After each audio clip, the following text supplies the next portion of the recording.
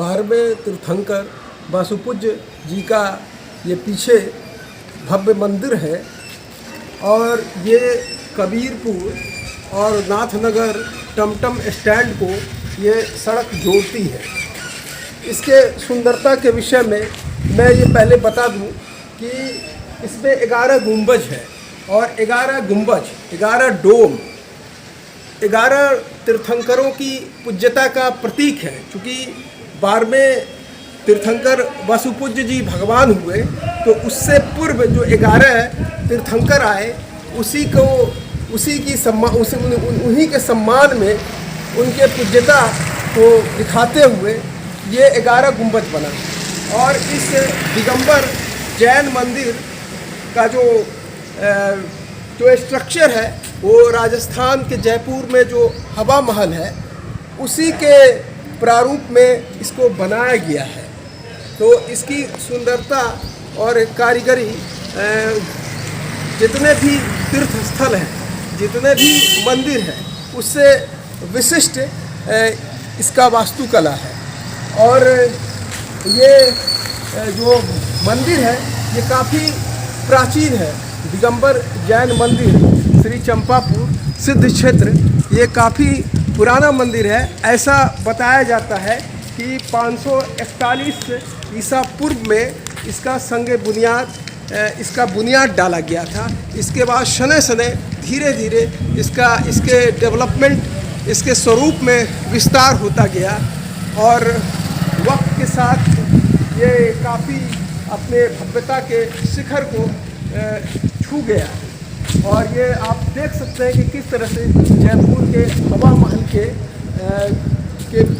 के स्ट्रक्चर पर आधार पर इसको बनाया गया है। और ये जैन धर्म में 2 सेक्ट है जिसमें दिगंबर और श्वेतांबर। जिस तरह से इस्लाम धर्म में शिया सुन्नी है उसी तरह से जैन धर्म में दिगंबर और श्वेतांबर है। और ये जैन धर्म जो बौद्ध धर्म के साथ ही पनपा और जिसका बुनियाद भारत में पड़ा। लेकिन जिस तरह से बौद्ध धर्म भारत के बाहर भी फला फूला, लेकिन जैन धर्म सिर्फ भारत में ही सीमित होकर के रह गया। अभी पश्चिम भारत में महाराष्ट्र और गुजरात में काफ़ी जैनियों की संख्या है जो प्रतिवर्ष यहाँ पर एक बार दीदार कर लेना चाहते हैं। क्योंकि 12वें वासुपूज्य तीर्थंकर की अहमियत तमाम जितने भी 24 तीर्थंकर हुए उसमें सबसे विशिष्ट है। क्योंकि इसलिए विशिष्ट है, स्पेसिफिक है कि इनका गर्भ में आना, जन्म होना, शिक्षा, कैवल्य, दीक्षा और निर्वाण का अर्थ देहांत होता है, निधन होता है। क्योंकि बौद्ध धर्म में निर्वाण का मतलब कि जीवन में ही घटित होने वाला, मृत्यु उपरांत वहाँ महापरिनिर्वाण होता है। लेकिन यहाँ निर्वाण का मतलब देहांत होता है। तो ये भागलपुर के लिए बड़े गर्व की बात है कि अगर पर्यटकीय स्थलों में कहीं पर घूमने का, कहीं पर अगर जाने का है तो सबसे पहले अव्वल फहरिस्त में सबसे पहले सूची में श्री चंपापुर दिगंबर जैन सिद्ध क्षेत्र का नाम आता है।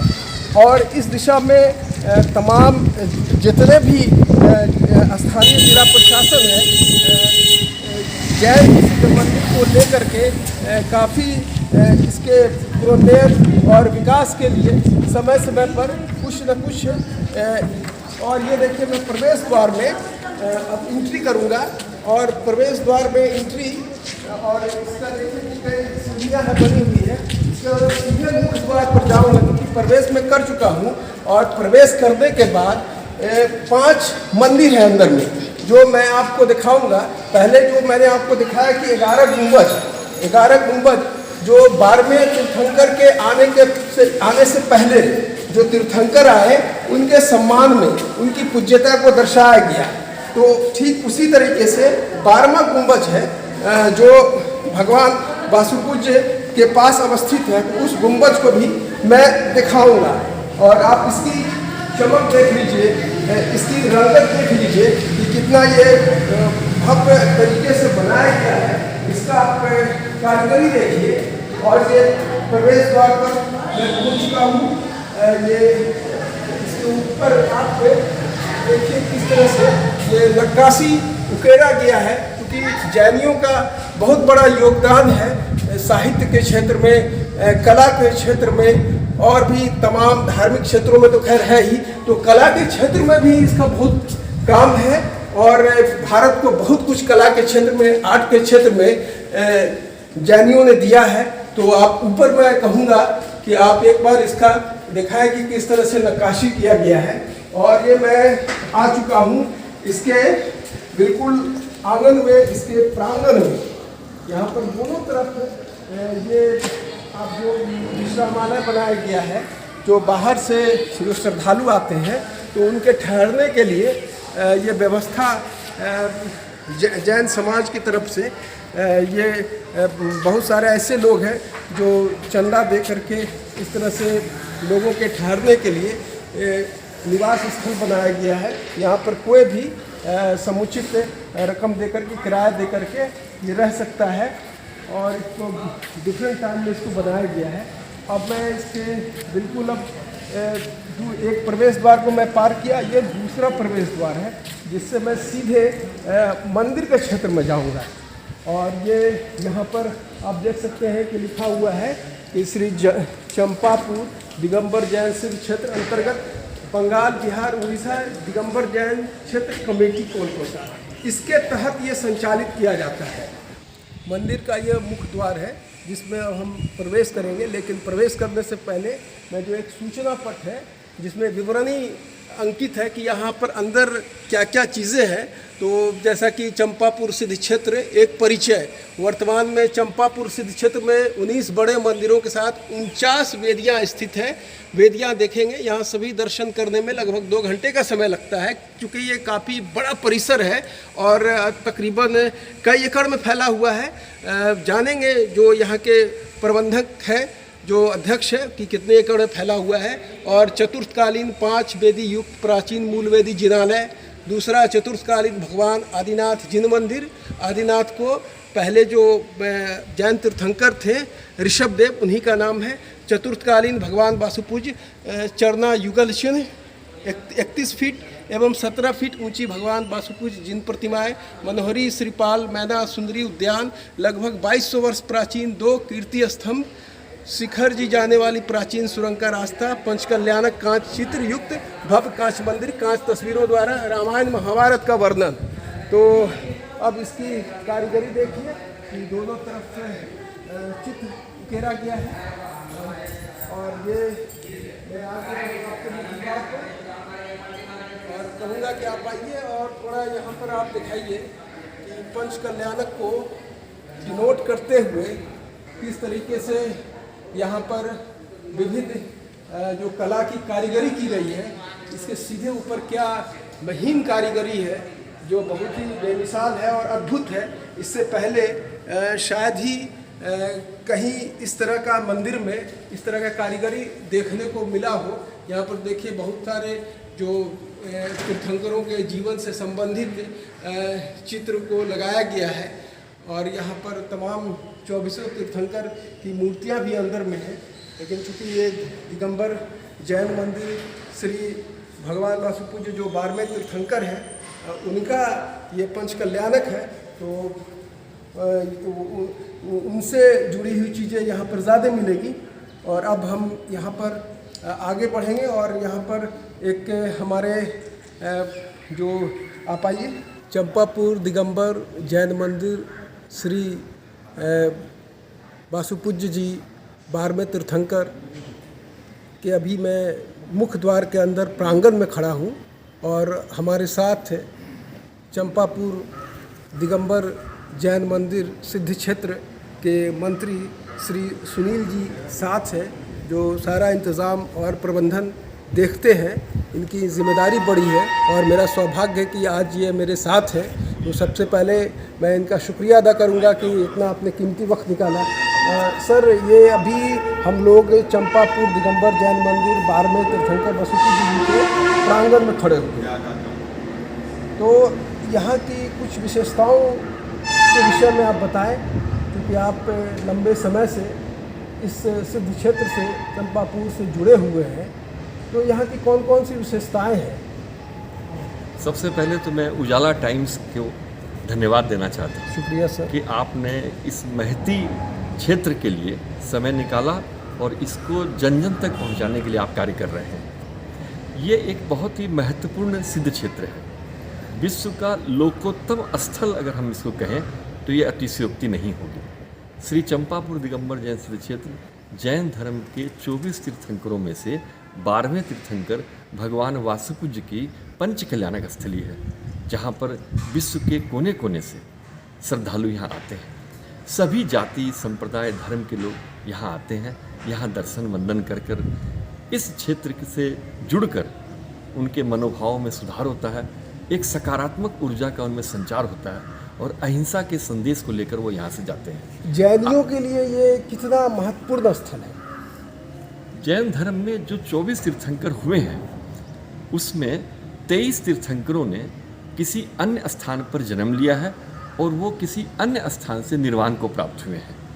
लेकिन अकेले भगवान वासुपूज्य 12वें तीर्थंकर ऐसे तीर्थंकर हुए हैं जिन्होंने इस अंग क्षेत्र में, इस चंपा नगरी में, इस पवित्र स्थल पर उनके जीवन की 5 महत्वपूर्ण घटनाएं, यानी कि माता के गर्भ में आना, उनका जन्म होना, दीक्षा प्राप्त करना, ज्ञान प्राप्त करना और निर्वाण को प्राप्त करना, 24 तीर्थंकरों में से 12वें तीर्थंकर भगवान वासुपूज्य की पंच कल्याणक से जुड़ी ये महत्वपूर्ण घटना अपने आप में एक रेयरेस्ट घटना है जो इस अंग की भूमि पर, इस मट्टी पर यहाँ घटित हुई। इस कारण से ये पूरे जैन धर्मावलंबियों के लिए बहुत ही श्रद्धा और सौभाग्य का प्रतीक है। और जैन धर्म में तीर्थंकरों की काफ़ी अहमियत है, तो तीर्थंकरों की अहमियत को देखते हुए 24 तीर्थंकर हुए, 12वें वासुपूज्य जी हुए, तो 24 में 12वें तीर्थंकर का पंच कल्याणक का सौभाग्य प्राप्त हुआ जी। तो इस चीज़ को लेकर के सिर्फ आप ही नहीं बल्कि पूरे भागलपुर इस चीज़ से गदगद है कि यहाँ पर पंच कल्याणक की घटना हुई। तो आपको भागलपुर में ये चीज़ घटित हुई है, तो उसके लिए आपको कितना गर्व होता है कि आप भागलपुर से खुद जुड़े हुए हैं? भागलपुर में मेरा जन्म हुआ है, मैं बिहार का बेटा हूँ और भगवान वासुपूज्य की ये पंच कल्याणक स्थली होने के कारण बचपन से ही मेरा सौभाग्य रहा है कि मैं यहाँ से जुड़ा रहा हूँ और यहाँ जब जब आता हूँ अपने आप को बहुत सौभाग्यशाली महसूस करता हूँ। और जब से मुझे ये जिम्मेदारी मिली है मैं समझता हूँ कि मेरे लिए इससे बढ़कर सौभाग्य की और कोई बात नहीं है। यहाँ किन किन जगहों से जो दर्शनार्थी हैं यहाँ पर आते हैं भगवान का दीदार करने के लिए? पूरे विश्व से श्रद्धालु यहाँ पर निरंतर आते हैं और अपने देश के भी हर कोने से यहाँ पर श्रद्धालु आते हैं। औसतन कितने आते हैं? करीबन 1 लाख से ज़्यादा, 1.25 लाख से 1.5 लाख के बीच में यहाँ श्रद्धालुओं का पूरे साल में आगमन होता है। एक बात और आपको बताना चाहता हूँ कि चाहे वो जैन श्रद्धालु हो, इसके अलावा और भी धर्म जाति के लोग यहाँ आते हैं और यहाँ आकर उन्हें बहुत ही अच्छा महसूस होता है। पूरे भागलपुर में अगर आप चर्चा करें इस बात की तो पूरे भागलपुर में ये एक ऐसा स्थल है जो सबको स्वागत करता है और सबको अपने यहाँ आमंत्रित करता है। भागलपुर के पर्यटकीय स्थलों में अगर शुमार करें तो ये सफ़े अव्वल है, सबसे पहले फहरिस्त में है। हाँ। तो सरकार की ओर से इस दिशा में क्या आपको कभी मदद मिलती है? क्योंकि भागलपुर का नाक है ये क्षेत्र, हर जगह मैं जाता हूँ तो यही देखता हूँ श्री चंपापुर दिगंबर जैन मंदिर इतने किलोमीटर। तो उस दिशा में सरकार की तरफ से क्या प्रयास हो रहे हैं इसके जीर्णोद्धार के लिए, इसके लिए और बेहतर करने के लिए? जो भी यहाँ तीर्थयात्री आते हैं, जो भी यहाँ श्रद्धालु आते हैं, वो दरअसल जब यहाँ आते हैं तो यहाँ के राजस्व को उससे इजाफा होता है। भागलपुर आते हैं तो भागलपुर का सिल्क भी वो यहाँ से ले जाते हैं सौगात के रूप में, यहाँ की चद्दरें भी ले जाते हैं। तो इस नाते पूरी आर्थिक संरचना में भी ये सिद्ध क्षेत्र उन पर्यटकों, उन दर्शनार्थियों के माध्यम से उसके विकास में एक महत्वपूर्ण योगदान दे रहा है। बिहार से जब भी लोग बिहार आने की सोचते हैं या बिहार आते हैं तो उनमें मुख्य ये स्थान चंपापुर सिद्ध क्षेत्र रहता है और यहाँ वे आना ही चाहते हैं। अब रहा सवाल कि सरकार का इसमें क्या विशेष योगदान है।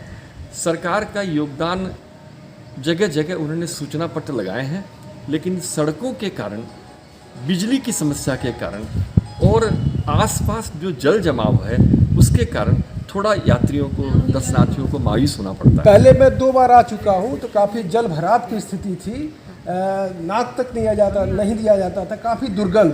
तो क्या आज के डेट में क्या स्थिति है? पानी अब वापस जा चुका, सूख चुका है, या परिसर के अंदर ही पानी वो तैर रहा है? नहीं, अभी भी आप देखेंगे तो बाहर का जो हिस्सा है, जहाँ पर की बड़ी प्रतिमा वहाँ पर विराजमान है, हम लोग उस हिस्से में भी चलेंगे तो वहाँ सड़क से जो पानी आ रहा है वो सारा रिस करके अंदर जमा हो गया है और वो बड़ी प्रतिमा के आसपास पूरा पानी का जल जमाव हो गया है। सरकार द्वारा 2,75,00,000 रुपया यहाँ के लिए सैंक्शन हुआ है, जिससे कि सड़क बनना चाहिए, नाला बनना चाहिए। लेकिन अफसोस की बात है कि वो काम भी जिस गति से चलना चाहिए, जितने महत्व का ये क्षेत्र है, उस गति से ये नहीं चल रहा है। अभी भी काम 30% ही हुआ है, जबकि लगातार सरकार के संपर्क में हम लोग हैं। हम लोग प्रशासन से निवेदन करते हैं और आने वाले श्रद्धालु इस बात को लेकर के हमें बराबर ये कहते हैं कि बिहार का ये गौरव इस स्थिति में है, इस पर ध्यान दिया जाना चाहिए। ये हमारे लिए भी बड़े गर्व की बात है।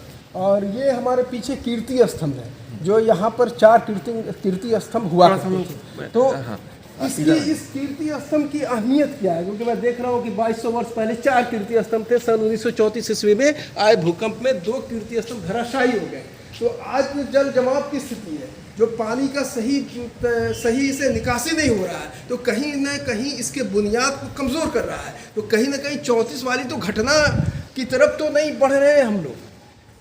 पहले इसके विषय में, कीर्ति स्तंभ के विषय में आप बताएं कि इसकी क्या अहमियत है, क्या महत्व है इसका? माने ये जो सिद्ध क्षेत्र है जी, ये कीर्ति पताका फहराता है जी, और पूरे विश्व से श्रद्धालु यहाँ आना चाहते हैं। इसको ध्यान में रखते हुए, इसकी महत्ता को ध्यान में रखते हुए यहाँ पर 4 कीर्ति स्तंभ बनाए गए थे, जिसमें 1934 में भूकंप आए और 2 कीर्ति स्तंभ ध्वस्त हो गए। लेकिन शेष बचे 2 स्तंभ जो है अभी भी विद्यमान हैं और इनको समय समय पर इसका जीर्णोद्धार किया गया है। और अभी जो ये कीर्ति स्तंभ आप देख रहे हैं, इस कीर्ति स्तंभ के बारे में एक विशेषता जानकर आपको बहुत आश्चर्य होगा और प्रसन्नता होगी कि इसके अंदर से सुरंग जाती है। जो सुरंग एक कीर्ति स्तंभ से मंदारगिरी यानी कि बौंसी तक जाती है और दूसरे कीर्ति स्तंभ से एक सुरंग जाती है, वो जाती है समेत शिखर, जो कि 20 तीर्थंकरों की निर्वाण भूमि है, वहाँ तक जाती है।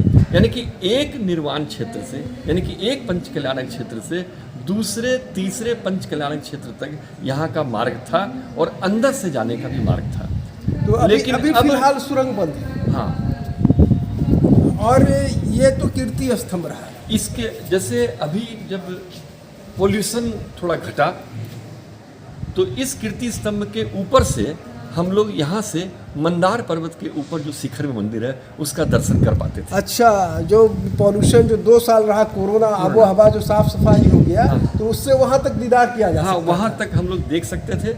और पहले तो बहुत ही आसानी से यहाँ पर जो आए वे मंदार पर्वत का भी शिखर का दर्शन करते थे और धन्य धन्य अपने को महसूस करते थे।